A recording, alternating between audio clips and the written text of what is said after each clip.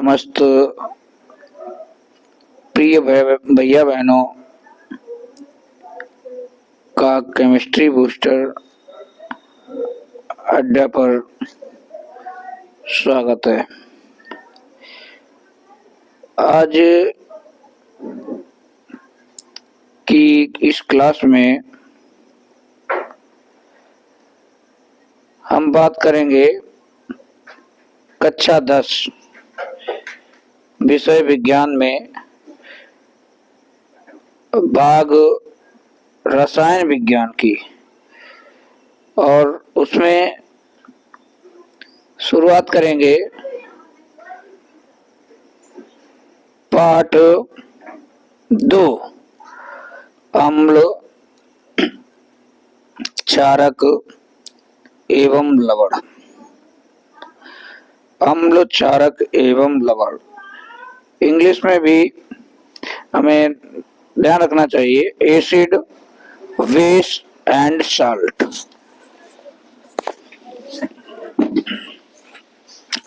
तो यह वीडियो जो है इस पाठ का पहला वीडियो है, यानी कि भाग 1 है। इस यहाँ पे हमने इसीलिए ये लिख दिया है ताकि थोड़ा सही रहे, कंफ्यूजन हो जाता है बच्चों को। तो इस चैप्टर में हम अम्ल की बात करेंगे, क्षार की बात करेंगे और लवणों की भी बात करेंगे। और शुरुआत जो है वो हम अम्ल से करेंगे।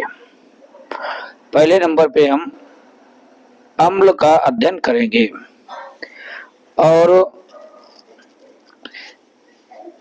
अम्ल के बारे में सबसे पहले हम उनके सामान्य जो गुण हैं, जो हमें दिखाई देते हैं, सबसे पहले उनकी बात करेंगे। नंबर 1 पे हमें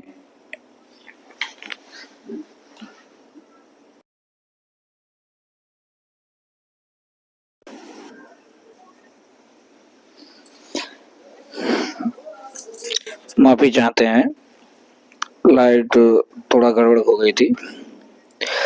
तो सबसे पहले हम बात जो करेंगे, अम्ल के रासायनिक गुण की बात नहीं करेंगे, सामान्य गुण की बात करेंगे, जो हमें ऐसे ही पता चल जाते हैं। कुछ हम फल खाते हैं और वह फल हमें कैसे लगते हैं, स्वाद में खट्टे लगते हैं, कुछ मीठे लगते हैं।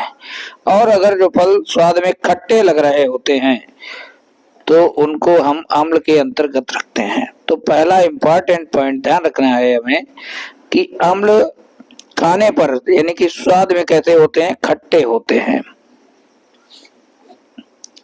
ठीक है।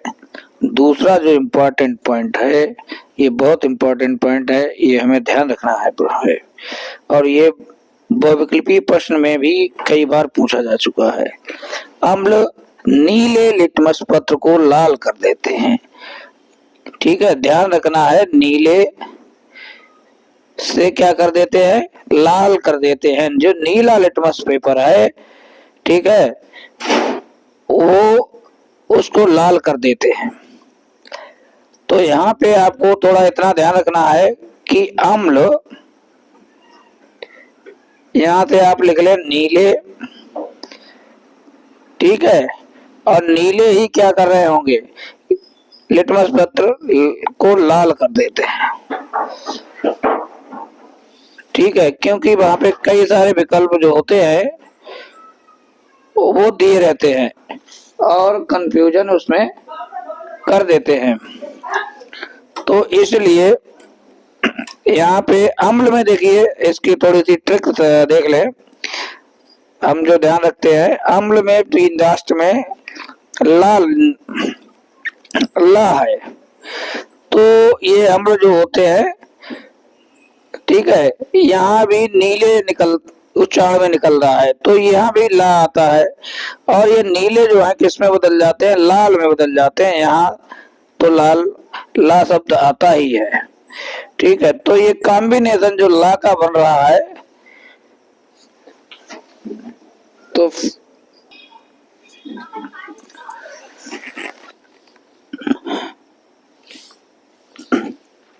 तो दूसरा पॉइंट हमें ध्यान रखना है, अम्ल नीले लिटमस पत्र को लाल कर देते हैं।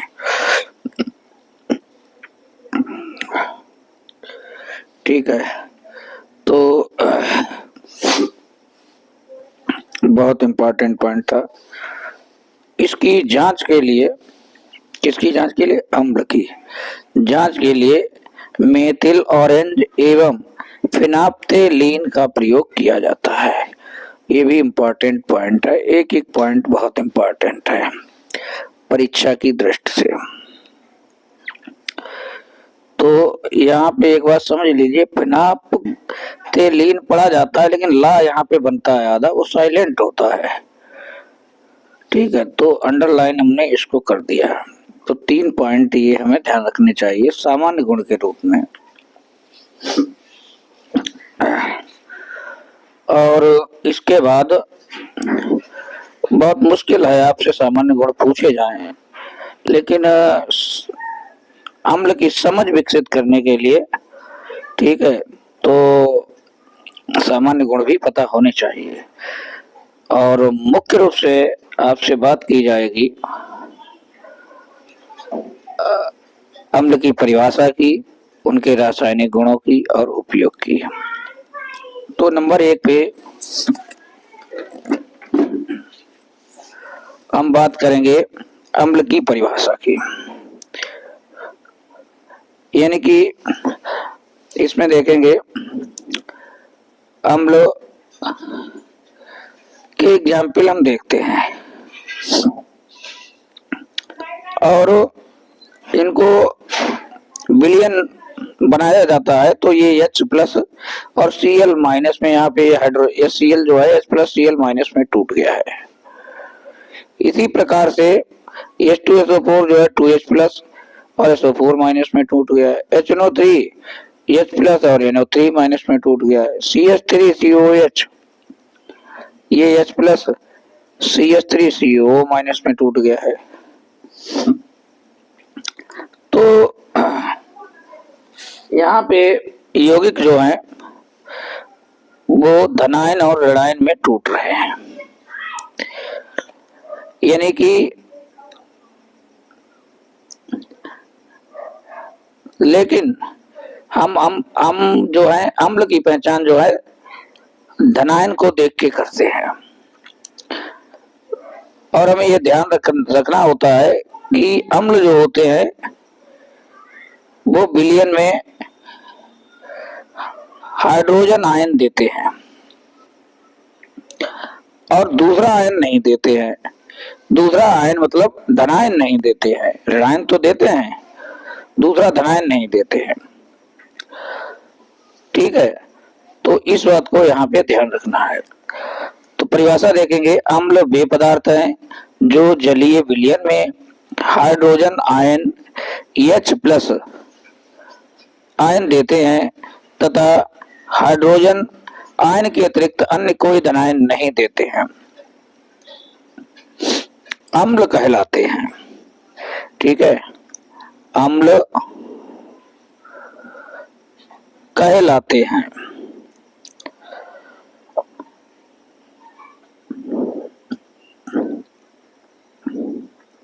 पूरी बात लिखती है। और हमें ये एग्जाम्पल हाइड्रोक्लोरिक अम्ल का ध्यान रखना है, H प्लस Cl माइनस में टूट रहा है। H2SO4 का ध्यान रखना है, 2H plus plus SO4 minus में हमें ध्यान दे लिखना है। HNO3 H plus NO3 minus में टूट रहा है। CH3COH और H प्लस में ये टूट रहा है। CH3COH ये H प्लस और CH3CO माइनस में टूट रहा है। तो यहाँ पे जितने भी ये पदार्थ हैं सभी H प्लस आयन दे रहे हैं, धनायन दे रहे हैं, हाइड्रोजन आयन दे रहे हैं, इसीलिए ये सभी क्या है? अम्ल हैं।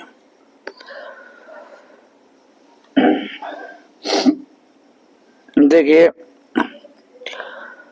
यहाँ पे अम्ल के बारे में जो भी बातें हैं वो सभी की सभी हमने कॉपी पे अपने नोट्स पे लिख ली हैं।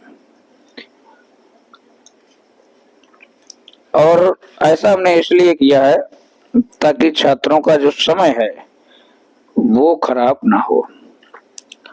उससे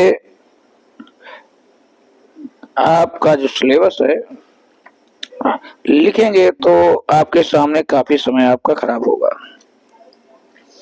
और इसमें क्या है कि पहले से लिखा होता है तो समय की काफी बचत हो जाती है। तो आप छात्रों के हित को देखते हुए हमने ये काम पहले से ही कर लिया है। अब हम बात करेंगे रासायनिक गुणों की, अम्ल के रासायनिक गुणों की। तो रासायनिक गुण यानी कि इसमें हम रासायनिक अभिक्रियाएं देते हैं। और रासायनिक गुणों में एक बात ध्यान में रखनी है कि इसमें उदाहरण जो होते हैं, अभिक्रियाएं होती हैं, वो अभिक्रिया हर हाल में आपको लिखनी है। थ्योरी तो लिखनी है, अभिक्रिया हर हाल में लिखनी है। कुछ बच्चे थ्योरी लिख देते हैं, अभिक्रिया छोड़ देते हैं, तो फिर आपके नंबर नहीं बनते हैं। तो पहली है धातुओं से अभिक्रिया। अम्ल धातुओं के साथ अभिक्रिया करके हाइड्रोजन गैस मुक्त करते हैं। Zn यानी कि जिंक प्लस H2SO4 सल्फ्यूरिक अम्ल है ये। ZnSO4 मिलकर जिंक सल्फेट प्लस हाइड्रोजन। ये एरो इसलिए ऊपर लगा है क्योंकि यहाँ पे ये गैस है तो ऊपर के लिए गैस जाती है। तो पहला उदाहरण हमें यहाँ पे ये ध्यान रखना है। दूसरा, एक एग्जाम्पल आप लिख देंगे, इतना पर्याप्त हो जाएगा। यहाँ पे हमने दे दिए हैं 2-3 उदाहरण। और लाइट आज बहुत गड़बड़ कर रही है। दूसरी अभिक्रिया Mg यानी कि मैग्नीशियम प्लस 2HNO3 नाइट्रिक अम्ल। HNO3 नाइट्रिक अम्ल गैस में बन रहा है मैग्नीशियम क्लोराइड MgNO3 का होल्ट्राइड प्लस H2 हाइड्रोजन गैस निकल रही है। इसके बाद नंबर 3 पे ये उदाहरण है Zn यानी कि फिर जिंक है, हाइड्रोक्लोरिक अम्ल है 2HCl लिखा है, ZnCl2 जिंक क्लोराइड और प्लस H2 हाइड्रोजन गैस निकल रही है। तो ये जो है यहाँ पे हमने 3 एग्जाम्पल दिए हैं और कम से कम आपको एक एग्जाम्पल परीक्षा में लिखना ही पड़ेगा अनिवार्य रूप से। तो नंबर 1 पे धातुओं की से अभिक्रिया, इसकी हमने चर्चा की। और रिएक्शंस को आपको रटना ही पड़ेगा समझने के बाद, और बार बार अभ्यास करना होता है क्योंकि ये हम लोग भूल जाते हैं। तो इसका एक ही तरीका है कि समय समय पे इनका रिवीजन करते रहें याद करने के बाद, और लिखकर जरूर देखें। अगर लिखकर नहीं देखेंगे तो परीक्षा में आप लिख नहीं पाएंगे। याद करने के बाद भी, क्योंकि याद भी ये बहुत जल्दी हो जाती हैं और उससे ज्यादा जल्दी भूल भी जाते हैं। तो नंबर 2 पे हम बात करेंगे धातु कार्बोनेट से अभिक्रिया, रिएक्शन विद मेटल कार्बोनेट्स। इसमें अम्ल धातु कार्बोनेट के साथ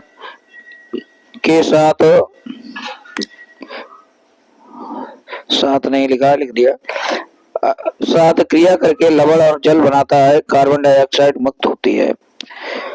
यहाँ पे Na2CO3 प्लस 2HCl। अब यहाँ पे अम्ल कौन सा है? अम्ल जो है वो HCl है और गैस में 2NaCl यानी कि सोडियम क्लोराइड बन रहा है प्लस जल बन रहा है, CO2 कार्बन डाइऑक्साइड गैस निकल रही है। तो ये एग्जाम्पल है, ठीक है। सोडियम कार्बोनेट अम्ल के साथ अभिक्रिया करके सोडियम क्लोराइड जल और कार्बन डाइऑक्साइड बना रहा है। इसके बाद CaCO3 कैल्शियम कार्बोनेट अभिक्रिया करके H2SO4 सल्फ्यूरिक अम्ल से अभिक्रिया करके CaSO4 कैल्शियम सल्फेट बनाता है प्लस H2O जल बनाता है प्लस CO2 कार्बन डाइऑक्साइड बनाता है। तो इसको हमने देखा नंबर 2 पे। अब हम नंबर 3 की बात करेंगे। और नंबर 3 धात्विक ऑक्साइड से अभिक्रिया करके अम्ल धातु ऑक्साइड से क्रिया करके लवण और जल बनाते हैं।